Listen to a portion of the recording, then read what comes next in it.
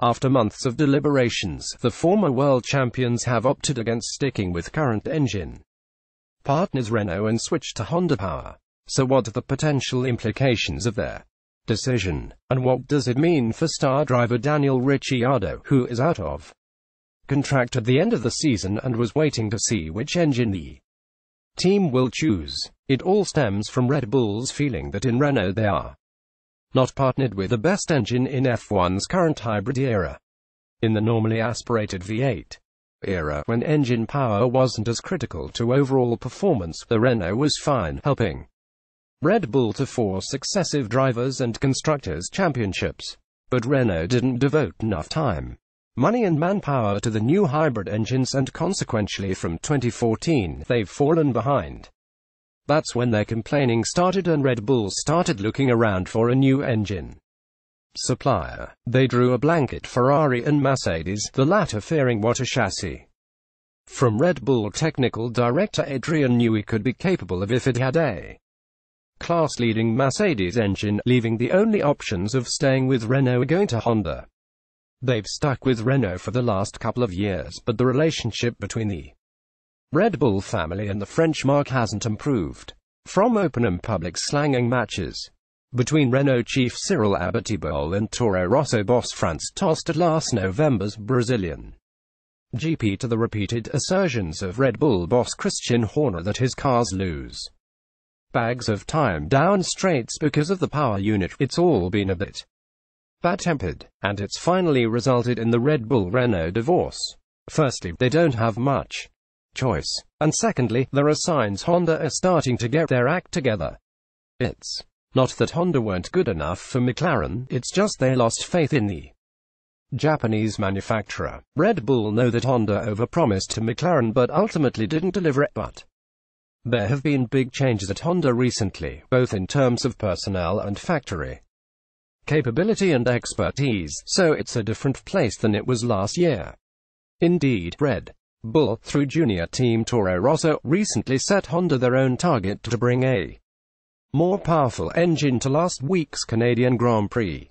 Honda delivered. Brendan Hartley and Pierre Gasly, the Toro Rosso drivers, were very impressed with the new engine's power increase last week in Canada, and the lap times would also suggest it is a significant step forward, even as much as 0.3 of a second per lap better. Gasly proved that in his recovery from last on the grid to P11 in Montreal.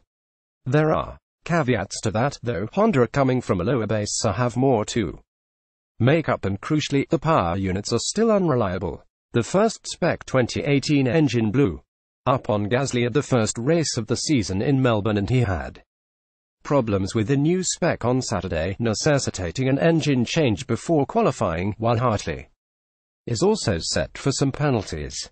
But even with all this, Red Bull seem to have concluded that reliability will come in time. In a nutshell, money and potential. With Honda, Red Bull can become something they haven't been in their entire history, a works team. In part, this is because their owner, Dietrich Mateschitz, is an extremely rich man and hasn't needed works backing in the past. But rumors suggest Mateschitz wants to spend a little less money on F1 going forward, and a works partnership with Honda would mean free engines and Honda money into Red Bull as a sponsor, too, maybe not to the tune of the fabled $100 million a year with McLaren, but a considerable amount nevertheless. This deal will be a big commercial agreement as well, with Honda badges all over the Red Bull car, and they will need to pay for that, all of which would reduce Mateschitz's spend.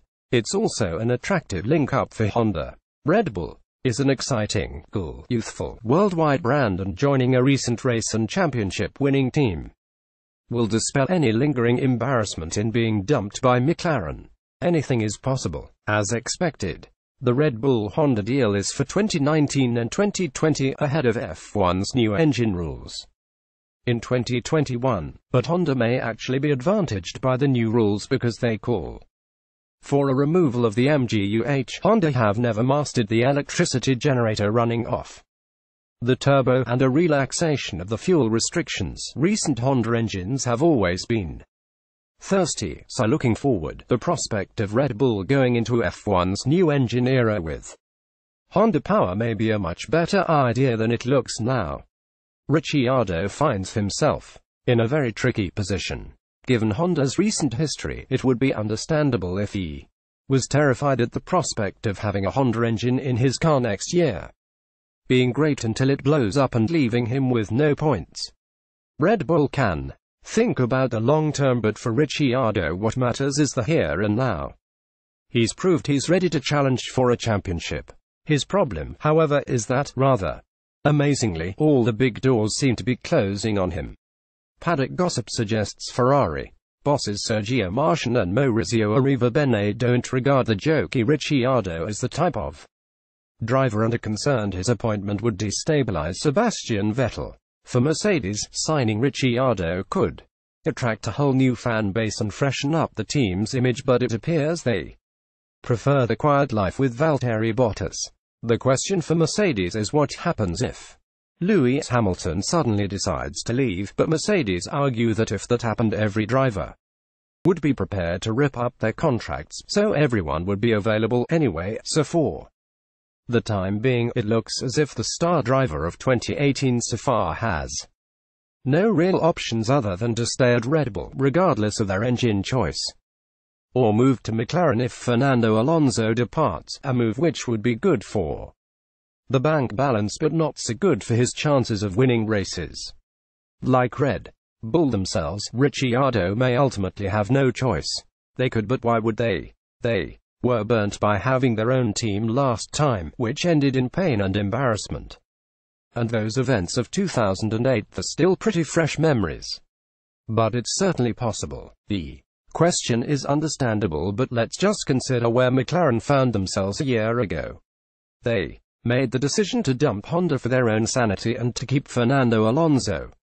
They had no choice. Right now, McLaren should be focused on their own car, persuading the star driver to stay and worrying about who could replace him if he does go. In other words, McLaren have got far bigger problems of their own to fix than worrying about someone starting a nice, new relationship with their ex.